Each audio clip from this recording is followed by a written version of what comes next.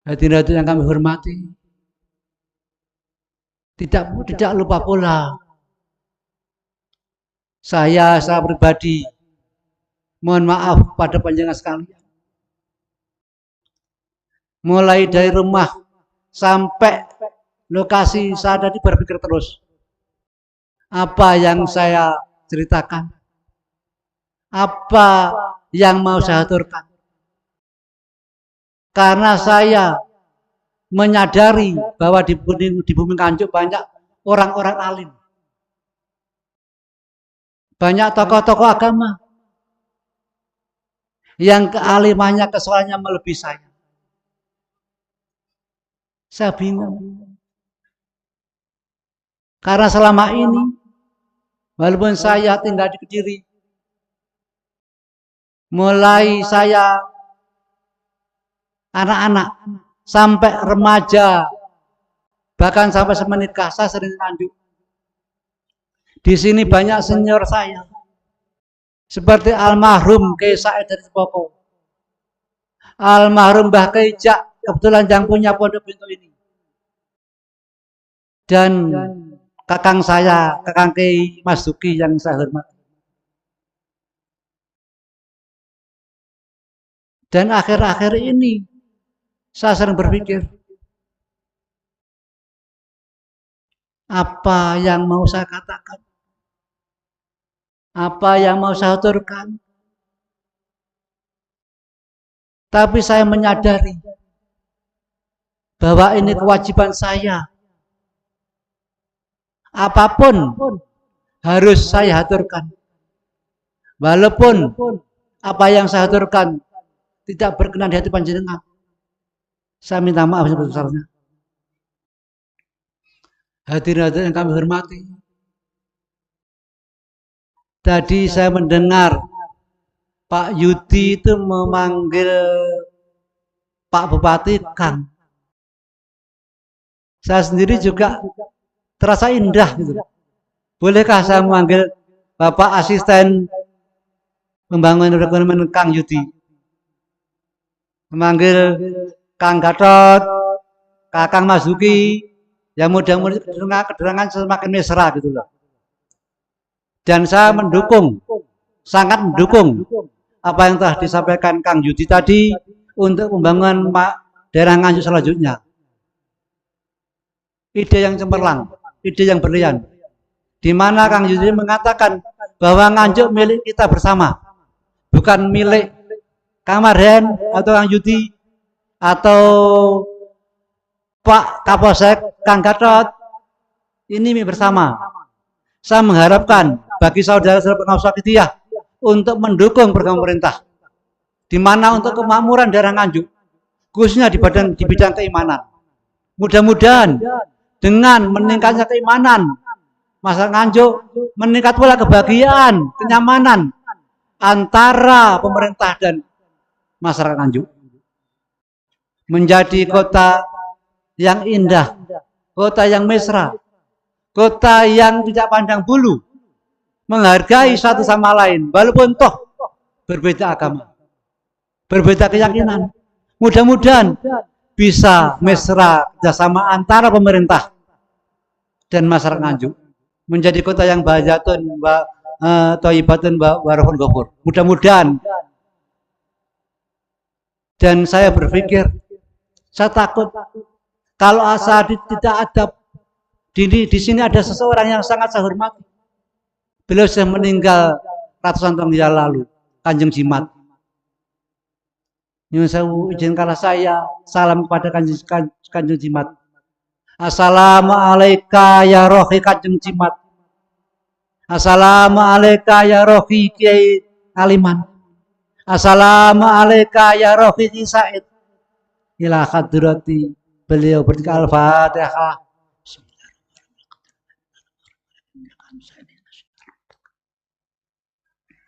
Terima kasih. Mudah-mudahan Allah Subhanahu wa taala memberikan jalan keluar yang terbaik bagi permasalahan-permasalahan khususnya yang dihadapi masyarakat, dan Bapak Nganjuk yaitu Kang Marhen dan asistennya Kang Yudi dan yang lainnya keamanan Kang Gatot, mudah-mudahan memberikan keluaran terbaik bagi kita semuanya, diberi keberhasilan, kesuksesan dan peningkatan keimanan. Amin. Hadirin yang kami hormati, tadi mulai awal sampai akhir sudah disinggung-singgung oleh pembicara-pembicara dari Wakitiyah, dari Gus Bayu, dari Gus Muhammad Abdul Hamid, dari Pak Ustadz Abdul Rahim atau Gus Robert, sudah disinggung-singgung semuanya dengan sempurna. Dan saya bingung, semua sudah ditutarakan. Apa yang saya utarakan? Saya bingung lagi. Karena beliau-beliau itu secara agama, saya tidak di atasnya. Baik alim, lebih-lebih kesolehannya. Saya tidak di atas beliau-beliau itu. Ya mudah-mudahan apa yang saya jelaskan tidak bertentangan dengan apa yang telah dijelaskan beliau-beliau yang terdahulu. Di antaranya, apa yang dimaksud perjuangan Wakitiyah. Sebab selama ini, orang mendengar Wakitiyah, mendengar fafiru Allah, mendengar lillah, billah, li rasul, bi rasul, bil ghos, yukti dan seterusnya. Tapi apakah yang dimaksud dengan semua itu? Baiklah, saya akan menjelaskan, walaupun dengan tertatih-tatih atau tergupuh-gupuh. Dan saya mohon maaf bila penjelasan saya tidak berkenan di hati panjenengan sekali. Awalnya di tahun 60-an, beliau Mbah Romo Yai Haji Abdul Majid Ma'ruf Qaddasallahu sirrahu menerima alamat gaib. Nah, hal ini tadi sehubungan dengan yang didahulukan Gus Mat tentang sejarah Wakitiyah. Nah, Gus Mat, maaf Gus, saya tadi agak tercengang. Gus Mat mendahulukan bahwa mu'arifnya Bapak Yai Haji Ma'ruf atau Mbah Yai Makan Ma'ruf. Yang sebenarnya saya benarkan, mu'arif Wakitiyah adalah Mbah Romo Yai Haji Abdul Majid Ma'ruf Qaddasallahu sirrahu. Beliau di tahun itu mendapat alamat gaib yang isinya diperintah untuk membenahi umat. Yang kala itu umat masyarakat terjadi kerusakan moral, kerusakan iman. Menurut beliau dekadensi moral, jahiliyah modern, kebodohan modern. Dan di mana lahir kebaikan, di mana lahir golongan orang beriman, di situ pasti lahir kebejatan. Pada waktu itu di daerah Manis Renggo, Kediri Kota, dari kaum PKI, itu sejarahnya mengadakan ketoprak dengan judul Matinya Tuhan Allah. Berarti amat sangat bejat. A'udzubillahi min dzalik. Dengan adanya itu, Kediri Kota terbejat seluruh nasional. Sehingga Allah mengirimkan utusan, memilih seseorang yang dianggap Allah pantas, yang dianggap Allah mampu membenahi umat, membenahi keimanan dengan tidak pandang bulu.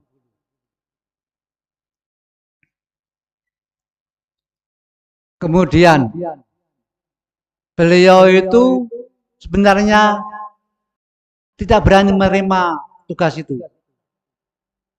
Sampai 2 kali, yang ketiga kalinya setengah dipaksa. Kalau beliau Mbah Romo Yai Abdul Majid Qaddasallahu sirrahu tidak mau, diancam, dibebankan kepada beliau dosa-dosa orang-orang khususnya di daerah Kediri. Akhirnya beliau menerima dengan penuh keikhlasan, walaupun beliau merasa tidak mampu. Alhamdulillah, dengan jasa-jasa beliau, sekarang seperti apa yang kita lihat sekarang ini. Walaupun beliau itu orang yang istimewa, tapi baru mencontohkan kita untuk setiap kali berhadapan sama orang, adab kita harus kita bawa, adab kita harus kita bawa, adab kita harus kita bawa. Adab itu hal yang terpenting di dalam ibadah, baik qablul minan nas maupun qablul minan Allah. Artinya bahwa adab itu harus didahulukan sebelum kita ibadah. Nah, di sini beliau membuat suatu cara bagaimana agar, nah ini hubungannya sama yang didawakan oleh Ustadz Abdurrahim, agar kita yang bodoh, hina, pezina, pendosa, pefitnah, ini bisa usaha kepada Allah. Kita golongan orang-orang yang tidak punya sayap. Kita golongan orang-orang tidak punya sodang. Terus bagaimana agar kita bisa meletik? Bagaimana kita bisa terbang? Nah, itu beliau membuat suatu gagasan. Gagasan itu dinamakan perjuangan fafiru ilallah. Perjuangan fafiru Allah juga disebut perjuangan waqidiyah. Perjuangan waqidiyah secara umum itu pengertiannya ngelakoni atau berbuat, melakukan sesuatu untuk menyelamatkan diri kita, menyelamatkan keluarga kita, di samping umat masyarakat dari rusaknya keimanan dan moral. Kemudian waqidiyah berasal dari bahasa Arab yang bunyinya wahid, artinya satu.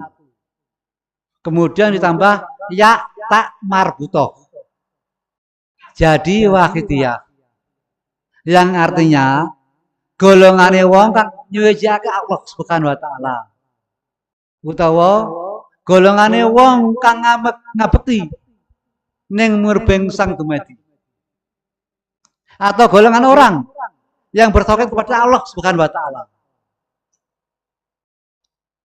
Sehingga beliau mengajak kita semua. Terus beliau itu berpikir, padahal beliau ditugasi oleh Allah Subhanahu wa taala menyelamatkan, membenahi moral dan keimanan anak-anak manusia, tidak pandang bulu. Beliau tirakat. Akhirnya beliau menemukan suatu cara agar semuanya, golongan orang yang tidak punya sayap, golongan orang yang tidak punya sodan, yang tidak paham Quran, pojokane alif bikot tidak paham, yang tidak paham riwayat, yang tidak paham kitab, bisa usaha pada Allah SWT. Akhirnya beliau menciptakan suatu doa. Doa itu disebut sholawat. Lah kok sholawat kok gak doa? Pada pengertian sama. Sholawat berasal dari sholatan, atau fi'il madhi sholat, atau soli, yang artinya doa. Kemudian dijamakkan menjadi sholawat, yang artinya beberapa doa. yang tidak terhijab.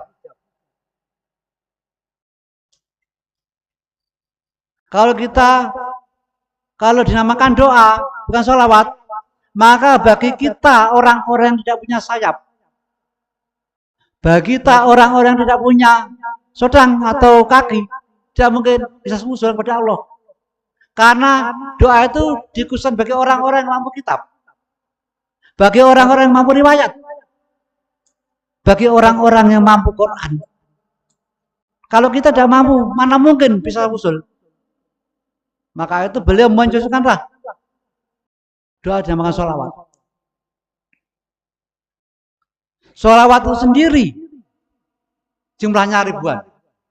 Ada 4.000 di dalam kitab, namanya saya lupa kitabnya, yang jelas di situ disebutkan Sa'adat Durain kalau nggak salah, bahwa jumlah sholawat itu 4.000.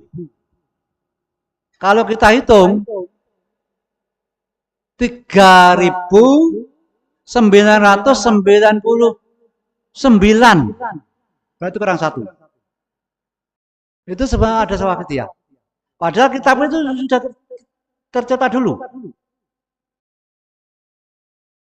Memang qadar ilahiyah, qadar subhanahu wa ta'ala, bahwa sholawat Fatihah masuk dalam jumlah yang ke-4.000. Dan setelah itu tidak ada sholawat lagi. Baman a'ana alaihi ila yaumil qiyamah. Sekarang sampai kiamat tidak ada sholawat lagi.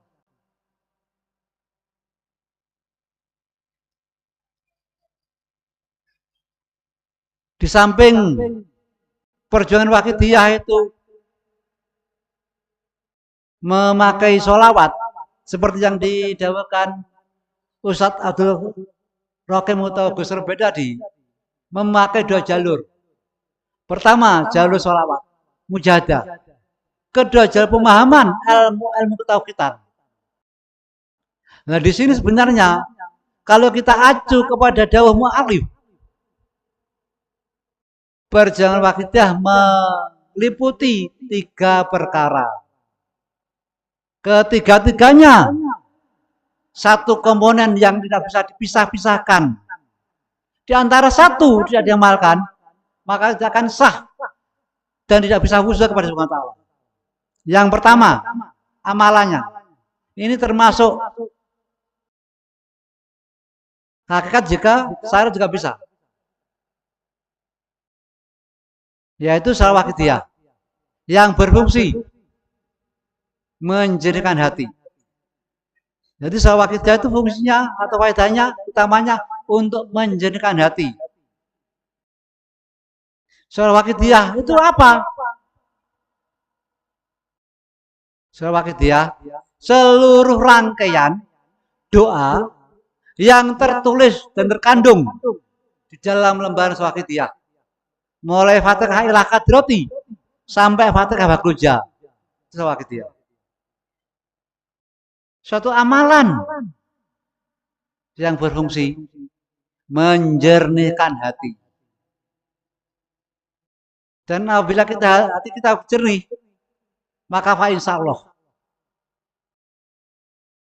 kalau kita diajak berbuat baik oleh aturan-aturan pemerintah, aturan-aturan agama, maka kita akan mengalami kemudahan dan merasa enteng, itu merasa ringan.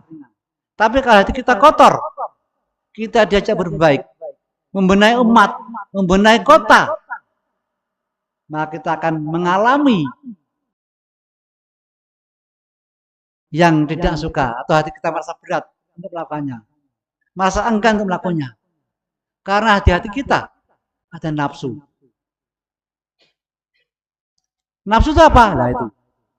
Saya ingat di saat Islam sudah sempurna, kemudian beliau Rasul menangis. Kemudian ada salah satu sampai bertanya, Rasulullah, kenapa panjang menangis? Wahai sahabat-sahabat, ini akan terjadi perang yang sangat besar. Kita akan mengalami satu peperangan sangat besar. Wahai Rasulullah, perang apakah itu?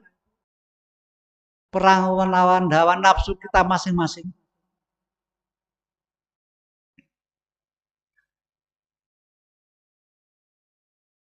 Nafsu yang ada pada diri kita itu mengajak berbuat kejelekan-kejelekan, mengajak kemungkaran-kemungkaran, mengajak menjadi pengkhianat, pengkhianat kepada teman, pengkhianat kepada orang tua, pengkhianat kepada Allah, pengkhianat kepada Rasulullah SAW. Oleh karena itu beliau menjadikan sholawat sebagai amalan yang utama untuk membersihkan hati, menjadikan hati dari nafsu-nafsu yang telah diciptakan untuk kita. Kenapa ada nafsu? Itu memang dikehendaki Allah Subhanahu wa taala. Nafsu sebelum ditiupkan ke dalam roh, riwayatnya, tarikhnya dijelaskan. Nafsu ditanya Allah, "Hai nafsu, sapa awakmu?" Ensun, panjenengan. Kemudian nafsu dihukum Allah, dimasukkan ke dalam penjara yang sangat panas 500 tahun. Terus diangkatlah nafsu itu. Ditanya kepada Allah, "Hei nafsu, sapa awakmu?" Tetap, sapa ensun? Ensun. Panjenengan. Akhirnya nafsu Allah menyuruh malaikat. "Hei malaikat, tolong bikinkan ruangan untuk memenjarakan nafsu." Kemudian Allah membikinkan ruangan, kalau nggak salah, ruangan itu bentuknya itu kubus. Jadi nggak salah 2 meter lawan 2 meter, ke atas 2 meter juga. Tidak diberi makan. Belum ada 1 minggu. Nafsu mengatakan, "Ya Allah, saya haus, saya lapar." Kemudian nafsu itu diangkatlah, kemudian ditanya, "Hei nafsu, sapa awakmu, sapa aku?" "Ya Allah, ingsun hamba panjenengan abduka.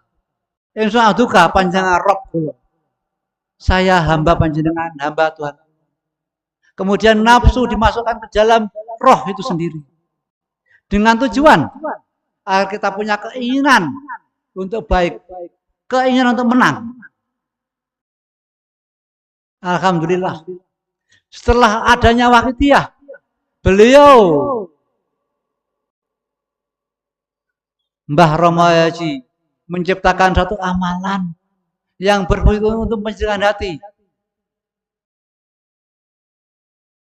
membersihkan nafsu-nafsu kita, yang sehingga nafsu kita menjadi nafsul mutmainnah, nafsu yang diarahkan kepada Allah Subhanahu wa taala. Kemudian yang kedua, ajaran Waqidiyah. Ya. Lillah, lirasul. Kalau dalam redaksi lillah billah, lirasul birasul, lilghos bilghos. Yuk tikulatin hayako, takdir paham, semua apa. Di sini jelasnya, sholawat tadi sudah jelas.